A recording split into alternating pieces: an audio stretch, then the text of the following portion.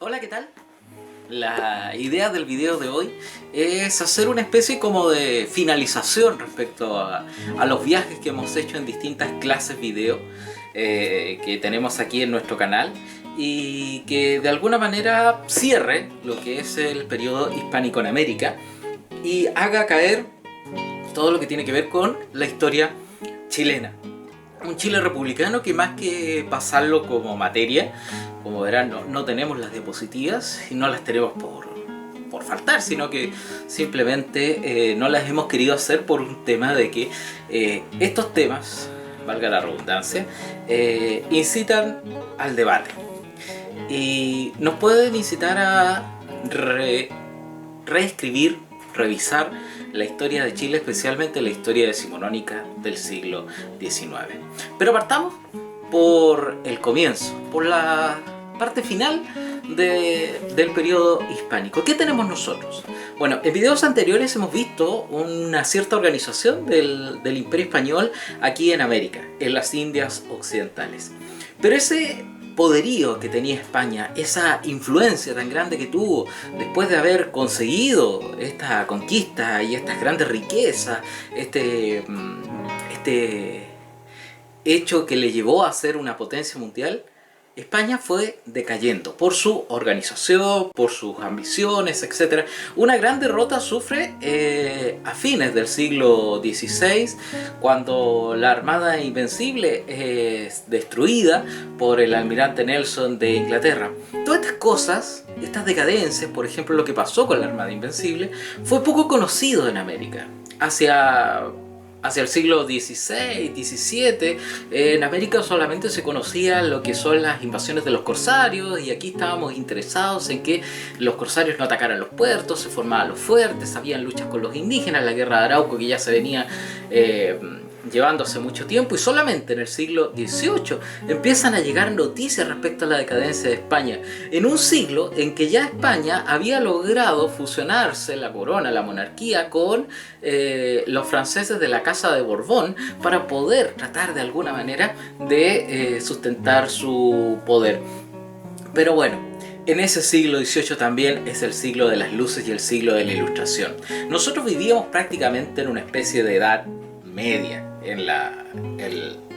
en toda América, y esos procesos de la ilustración no nos van a llegar sino que a fines de ese siglo, hacia el año 1776, cuando se independizan los Estados Unidos, y por fin vamos a tener quizás algún matiz, algo mejor respecto a la ilustración. ¿Y por qué? Porque habían muchos criollos, habían muchos mestizos que habían viajado a Europa y habían podido tener estudios. Entonces empiezan a llegar esas ideas y empieza a llenarse los oídos y los corazones con ideas un poquito más avanzadas de lo que era esta especie de edad media, como les he dicho, que vivía América Latina, y que lleva finalmente a todos los procesos de emancipación que existen durante el siglo XIX. Y un personaje importante que marca el siglo XIX va a ser obviamente Napoleón Bonaparte, quien tratará de apoderarse de todo lo que es el continente europeo, tratará de formar su propio imperio,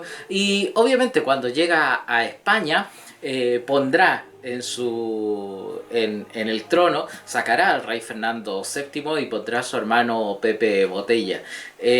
José Bonaparte, conocido como Pepe Botella por su adicción a los vinos y al alcohol. Allí se empezarán a formar en los distintos reinos de España una especie de juntas de gobierno, y se formarán diputaciones, se formará un gran congreso. En Cádiz se armará unas cortes que van a resistir a Napoleón, y van a convocar a todos los reinos y a todos los territorios subordinados a la corona española a mandar diputados. Y es allí donde surge un problema jurídico respecto a lo que tiene que ver con los territorios americanos. Muchos territorios americanos fueron llamados a tener diputaciones, y algunos se negaron. Se negaron por el hecho de que no eran colonias, sino que eran parte integrante propiamente tal, recordamos lo que son las bulas alejandrinas, parte propiamente tal de el reino de Castilla y León. No simplemente un reino aparte como el reino de Aragón, de Andalucía, etcétera, sino que eran parte integrante de la corona de Castilla. Por tanto, ellos obedecían solamente al rey y no tenían por qué obedecer a una corte o a una diputación especial. Por tanto, ellos mismos armaron sus propias juntas de gobierno. Y es así que nace, por ejemplo, en Chile, el 18 de septiembre de 1810, la primera junta de gobierno de Chile, que no tiene nada que ver con una independencia, muy por el contrario. Lo único que quiere es resguardar las riquezas y el dominio del desgraciado rey Fernando VII, como se establece en sus reglamentos que se dictan en aquella ocasión. Solamente algunos espíritus más libertarios, como es el caso del joven José Miguel Carrera, harán que se desarrolle un poquitito más estos ecos de libertad y estos ecos de independencia. La Junta de Gobierno en Chile avanzará en lo que tiene que ver con el derecho público, sin perjuicio que el derecho privado se mantendrá en un segundo plano, podríamos decirlo, ya que se trata de nuevo lo mismo que sucedió con América. Se trata de volver a organizar algo desde cero. Aquí tenemos que organizar un Estado desde cero, un Estado independiente. Chile debe organizarse independientemente, lo que significa que antes de ver realidades particulares, contratos, derechos, etcétera, debemos organizar el aparataje del Estado. Y así surgirá, por ejemplo, un reglamento provisorio de 1811, un reglamento constitucional provisorio de 1812, donde declara en su artículo 3 que el rey Fernando VII es el rey de Chile reconocido, y un reglamento de gobierno provisorio el 17 de marzo de 1814 que no llega a ser prácticamente ocupado, ya que justamente se tuerce con la reconquista española, fenómeno que lleva a que los españoles, al mando de Pareja, retomen el poder dentro de Chile y haga huir a las pocas huestes, o sea, prácticamente nadie, y a el líder de aquella revolución chilena de independencia, Bernardo O'Higgins, hacia Mendoza para encontrarse con José de San Martín, quien le brindará todos los recursos necesarios para poder hacer el atravieso de los Andes y llegar finalmente hacia este otro lado y poder ganar la independencia de Chile. Proceso que no lo hubiésemos ganado, hay que ser bien claro, no lo hubiésemos podido haber ganado sin la presencia y sin el aporte del gobierno argentino, que nos metió también en una maraña, en un cuento de revolución independentista, de tratar de soltar del dominio español a muchos países, como es el caso de Perú. Nos metió en ese tema del Perú.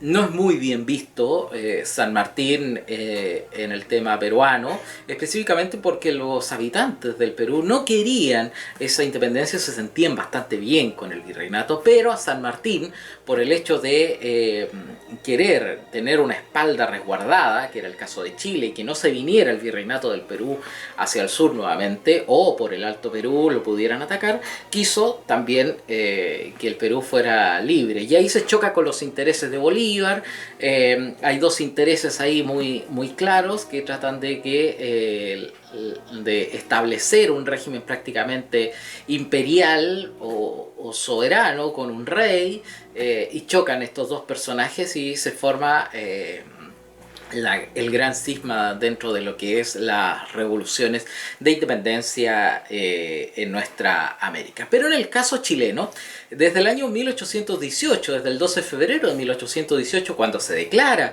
la independencia de nuestro país, nosotros tenemos que dentro del derecho privado siguen existiendo las normas del derecho castellano, el derecho indiano propiamente tal, y ciertas leyes de la República que son escasísimas, recordadas por ejemplo la abolición de títulos nobiliarios de Bernardo O'Higgins, que en los hechos no fue muy productiva, ya que algunos siguieron manteniendo esos títulos, etc.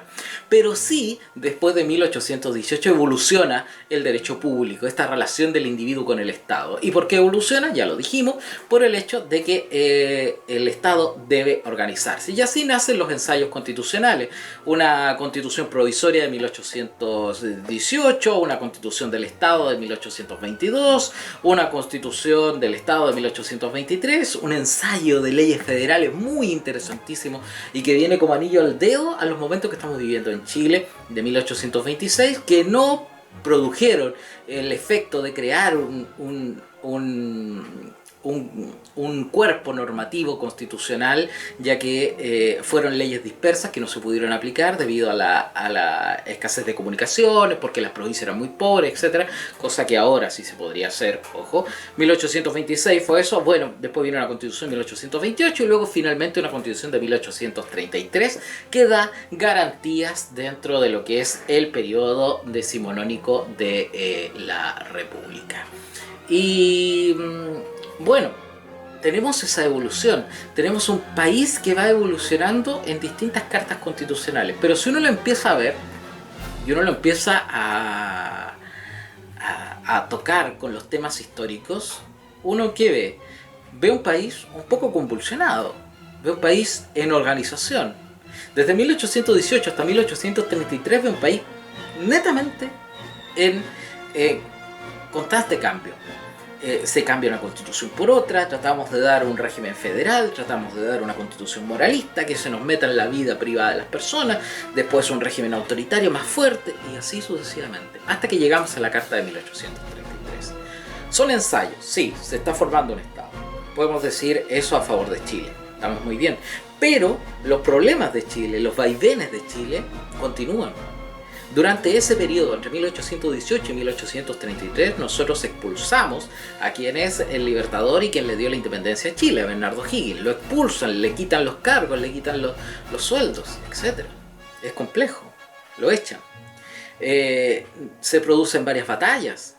La batalla de Lircay es la que pone final a este proceso de ensayos constitucionales y deriva en lo que es la Constitución de 1833, inspirada en las ideas portalianas. Ahora, después de eso, ¿qué pasa? Bueno, existen muchas cosas que también hacen tambalear al país y también no lo podemos ver dentro del cúmulo de países latinoamericanos que también se están organizando. No lo podemos ver como un país modelo o como un país altamente ordenado. Tenemos el asesinato del ministro del Interior, don Diego Portales, que cuando va a pasar revista a las tropas que están en Quillota para enfrentarse contra la Confederación Perú-Boliviana, guerra que tuvimos nosotros gracias al miedo que tenía Portales de que se armara una especie de prácticamente imperio incaico de nuevo con las repúblicas de Perú y el Alto Perú y parte de Argentina, una guerra que no deberíamos haber estado. Bueno, él pasa a revista en Quillota, lo detienen, pasa una noche en una casa que todavía está en el sector de Tabolango y termina siendo fusilado en El Barón, casi frente a la Universidad Federico Santa María, perdón, en el Cerro Placeres, casi frente a la Universidad Federico Santa María de Valparaíso. Hay un monolito ahí que lo recuerda. Tenemos el asesinato de un ministro, por ejemplo. Eso, tenemos una serie de guerras civiles, de revueltas populares. 1855, 1859 son guerras que se arman en contra del presidente Manuel Montt. Algunas se dan en largas batallas que se dan en la zona norte, en Petorca o en Illapel, etc. Nos viene a bombardear España en el 1866 y aparece el bombardeo a Valparaíso, donde se nos destruye Valparaíso. Se nos ocurre meternos en una guerra contra Perú y contra Bolivia por que se suben ciertos impuestos que se tenían respecto a unas empresas que no eran ni siquiera chilenas, sino que tenían capitales ingleses, pero que nuestras tropas van a defenderlo un 14 de febrero de 1879 invadiendo Antofagasta, y se genera todo lo que es la Guerra del Salitre, cuyas proporciones se mantienen quizás hasta el día de hoy, o por lo menos nosotros la rastreamos, por lo menos en mi caso, hasta 1972. ¿Por qué? Porque al final uno se pregunta, ¿qué es lo que gana Chile con la Guerra del Salitre? Territorio, Ya, genial. Ese territorio tiene riqueza. ¿La riqueza la administró el Estado? No. ¿La quiso administrar el Estado? Sí. La quiso administrar el Estado durante el gobierno de José Manuel Balmaceda, presidente que, al querer administrar la riqueza de la zona norte, termina con una revolución de 1891, con la cual el presidente termina siendo muerto. Él mismo se suicida en la legación argentina un 19 de septiembre de 1891 y terminamos con una tremenda batalla, la batalla de Concón, la batalla de Placilla, que termina con más muertos que la misma guerra del Salitre. Entonces no sigue la industria o la zona norte, la riqueza de la zona norte, en manos de potencias extranjeras. Luego, ya corrido el siglo XX, 1970, la década del 70, durante el gobierno de la Unidad Popular con el presidente Salvador Allende, se nacionaliza el cobre. ¿Y qué pasa después de nacionalizar el cobre? El presidente Allende sufre un golpe de Estado, hay una crisis institucional y una serie de muertos, el presidente también suicidado y también, de nuevo, las empresas vuelven a ser, las empresas extranjeras vuelven a ser dueñas de todo lo que es la industria de la minería en la zona norte. Pero bueno, eso es como un repaso un poco de historia del siglo XIX. Pero lo que tiene que ver con nuestro derecho propiamente tal, nosotros podemos ver que desde el año 1833, prácticamente desde que surge la Constitución de 1833, ya se está empezando a hablar de que es necesario una codificación.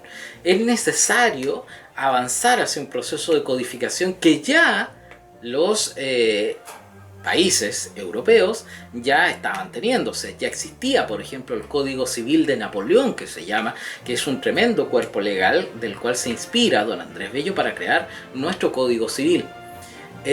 Andrés Bello, un pequeño editorial sobre los sistemas de administración de justicia que publica en el año 1837 en el diario El Araucano, que él mismo fue editor, señala: nuestros códigos hispánicos son un océano de disposiciones en que puede naufragar el piloto más diestro y experimentado. Leyes de partida, leyes de Toledo, leyes de Indias, nueva recopilación, consultas, decretos de gobierno, leyes de nuestros congresos, autoridades de los comentadores, etc. A esta inmensa colección tiene que arrojarse el juez para hallar el punto que busca, la decisión que ha de apoyar su sentencia. ¿Podrá lisonjearse de no dar contra algún escollo?, se preguntaba don Andrés Bello. Y tiene mucha razón. Y don Andrés Bello es el que empieza de alguna manera a presionar, a meter un poquito de fuerza en este tema de los códigos. ¿Qué se pensó primero de los códigos? Se pensó primero en una especie de códigos nacionales, donde se agrupara en un solo código todas las materias, reguladas sistemáticamente. O se pensó también hacer códigos por materia. Y así surgió el Código Civil, el Código Penal, el Código, etc. Empezaron a surgir nuestros códigos. El más importante quizás de todos ellos es el Código Civil. Y es obra de este personaje que es don Andrés Bello López, un inmigrante venezolano.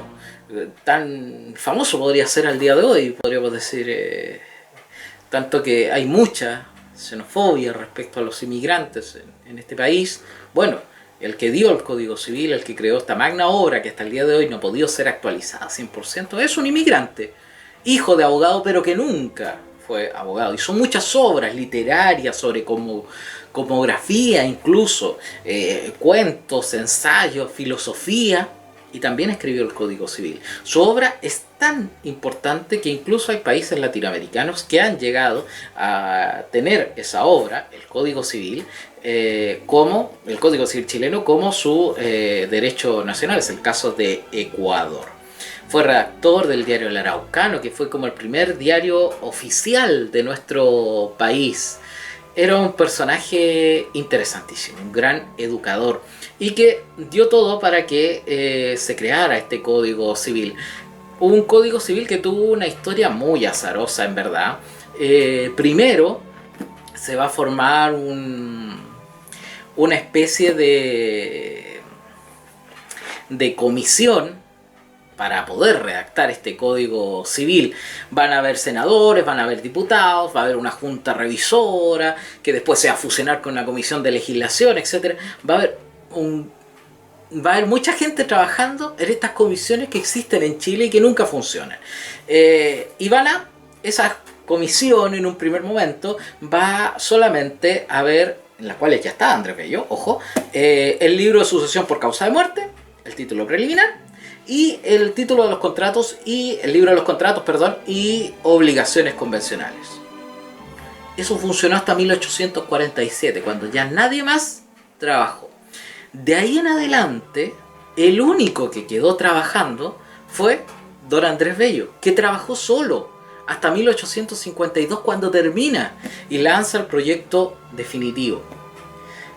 En 1853 lo edita y se revisa 2 veces. Vamos a tener un proyecto inédito en ese minuto, que es un proyecto sin revisar, es un proyecto solamente de estudio, no es un código formal, o sea, está escrito como código, pero simplemente no se edita para hacer ley de la República. Este texto que ustedes ven acá, ese es el proyecto inédito de aquella fecha. Que simplemente no tiene las modificaciones que le hizo la Junta Revisora, ya que el proyecto definitivo sale finalmente en 1855 y el proyecto final es el Código Civil que va a regir nuestro país desde 1857, desde el 1 de enero de 1857 hasta la fecha. Es uno de los códigos más importantes, es un código muy bien estructurado, tiene bastante doctrina francesa, es una mezcla de lo que es la doctrina francesa con lo que es las doctrinas que nos heredó el derecho indiano y el derecho castellano. Quizás la parte más fuerte donde uno puede notar esa influencia castellana es en el título de sucesión por causa de muerte. Don Andrés Bello quería innovar. En el régimen de sucesiones quería señalar que los testamentos fueran libres, no restringir a quién se le puede heredar las cosas. Pero don Andrés Bello no pudo tener ese privilegio de señalarlo así, ya que los congresistas le señalaron que eso estaba muy alejado de la realidad de nuestro país, ya que las leyes castellanas, las leyes indianas, etc., establecían otra cosa. Y ahí quedó enquistado eso que nosotros tenemos sucesores ya establecidos, legitimarios, ascendentes, descendentes, colaterales, etc. Desde 1857 nosotros tenemos un código civil y de ahí empezará a surgir una serie de otros códigos. Saldrá un código penal, saldrá un código de comercio que vendrá a regular cosas que el código civil no tenía, como es el caso de el consentimiento, cómo se forma la voluntad, algo que ustedes van a estudiar en derecho comercial, lo más probable. Y empezarán a salir una serie de leyes bastante importantes. Por mientras también se va a ir modificando nuestra Constitución. La Constitución de 1833 va a tener la fantástica posibilidad de tener leyes interpretativas, lo que va a significar que muchas veces se vaya interpretando y adaptando esa Constitución a los regímenes que se van a ir dando. Esa Constitución logró sobrevivir una guerra, la guerra del Salitre, logró sobrevivir una gran cruenta revolución, la revolución de 1891, y que por medio de sus interpretaciones, de sus modificaciones constitucionales, se pudiera instaurar un régimen parlamentario a la chilena, que es el régimen que surgió entre 1891 y 1925, cuando ya asume Jorge Alessandri, y Jorge Alessandri renueva la Constitución de 1833 y se cambia la Constitución de 1925, cuyos hitos más fundamentales son la separación de Iglesia y Estado. Un hito fundamental dentro de nuestro derecho, ya el derecho civil o laico de nuestro país había querido desligarse de la Iglesia desde mediados del siglo XIX con las famosas leyes laicas, de cementerios laicos, del registro civil, etc. Había ya tenido sus roces con la Iglesia Católica, de la cual mantenía todavía el patronato indiano, esa esa herencia que nos quedó, que a la Iglesia no le gustó mucho, al Estado le encantaba, pero que después tuvieron esos conflictos. En el gobierno de Balmaceda, Crescente Errázuriz ya había hablado con el presidente para hacer una reforma y tratar de separar la Iglesia de Estado. Pero eso finalmente se consigue en el gobierno de don Arturo Alessandri tras la dictación de la Constitución de 1825. Constitución que estuvo precedida de una especie de casi golpe de Estado, en la cual los congresistas, al no querer dictar una serie de leyes que tenían que ver con materias del trabajo, la ley de la silla, partes que hoy son integrantes de nuestro código del trabajo, no las quisieron dictar y tampoco quisieron dictar una ley respecto al sueldo de las Fuerzas Armadas, sino que simplemente dictaron una ley que les crea su propia dieta parlamentaria. Provocó lo que se llamó el ruido de sables, que don Arturo Alessandri dejara el país con su familia, se fuera de vacaciones, como él mismo señaló, y quedara el país al mando de los militares, quienes en una junta lograron sacar vía decretos leyes las leyes laborales que se necesitaban en ese momento. Recordemos que ya a principios del siglo XX había venido todo este proceso que es de la cuestión social, muchas huelgas de obreros, muchas matanzas, muchas masacres de personas, de trabajadores, de trabajadoras, de familias que estaban pidiendo lo necesario para poder vivir, el fin de la ficha en las zonas salitreras, etc. Finalmente, el gobierno militar que se había instaurado llama al presidente Alessandri, se dicta una nueva constitución y se vota esta por un plebiscito, cual tenía 3 tipos de votos, uno en blanco, uno que aprobaba, otro que no aprobaba, con distintos colores.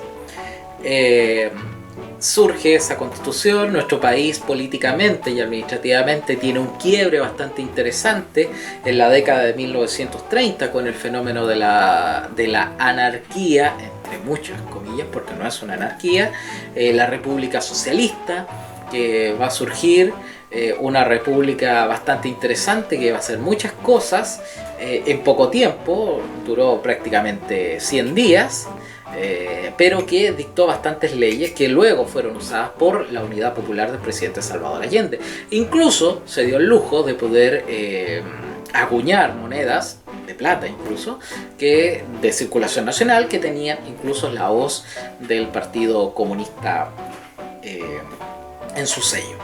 El país seguirá.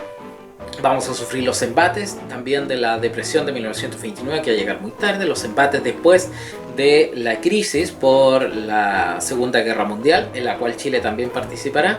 Por ahí hay un decreto por el cual se le declara la guerra a Japón, decreto de guerra o ley de guerra que nosotros declaramos prácticamente al final de la guerra mundial.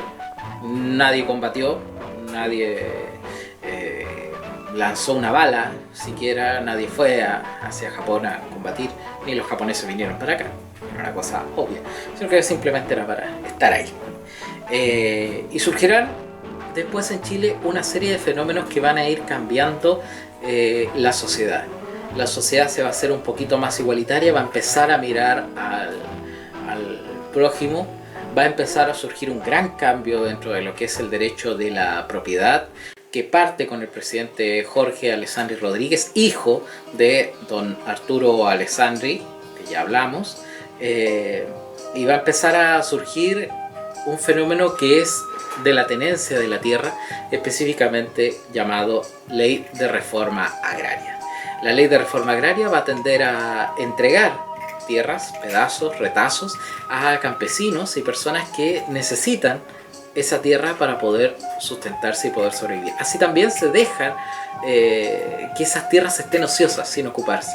Ese fenómeno que parte con la ley de los maceteros, que se llama del presidente Alessandri Rodríguez, se va a ver incrementada con el gobierno del demócrata cristiano Eduardo Frei Montalva, que la va a incrementar un poquito más, va a empezar a meter a la iglesia.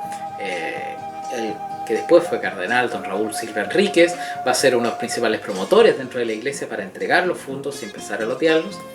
y finalmente ya se va a descontrolar y se va a intensificar en el gobierno del doctor Salvador Allende con la Unidad Popular de la década de 1970. Específicamente en la década de la Unidad Popular también surgen importantes leyes, la nacionalización del cobre, incluso un proyecto de reforma constitucional, el golpe de Estado del 11 de septiembre de 1973, cuando nuevamente los militares vuelven a irrumpir en política como lo hicieron en 1891. Se quiebra la Constitución, ya no está vigente la Constitución de 1925, termina esa Constitución el 11 de septiembre de 1973 y comienzan a regir una serie de actas constitucionales, decretos, leyes, una serie de elementos que van a ir reemplazando a la Constitución en un primer momento hasta que se forma una comisión dirigida por el señor Ortúzar y en donde participan una serie de otros personajes y se crea la Constitución de 1980, que es la que actualmente nos rige. Esa Constitución se va a votar en un plebiscito bastante, de alguna manera, dudoso, y se va a tener por aprobada. En 1989 se le van a hacer una serie de reformas, pero se va a mantener por lo menos así hasta nuestra época, sin perjuicio de la reforma del 2005 del presidente Lagos, que no tiene mucha razón de ser. Más o menos es un barrido de lo que nos queda de nuestro derecho, es una especie de barrido por lo que ha pasado nuestro derecho, muy grosso modo, y simplemente con una serie de comentarios que llevan a lo que es la conversación, quizás a darnos cuenta de que parece que la historia formal no nos contó todo lo que podría habernos contado mejor. Ojalá les haya gustado, dejo hasta aquí por lo menos, espero sus comentarios, espero sus dudas y como siempre aquí vamos a ir haciendo otros videitos tratando de animar un poco esto de lo que es la historia del derecho.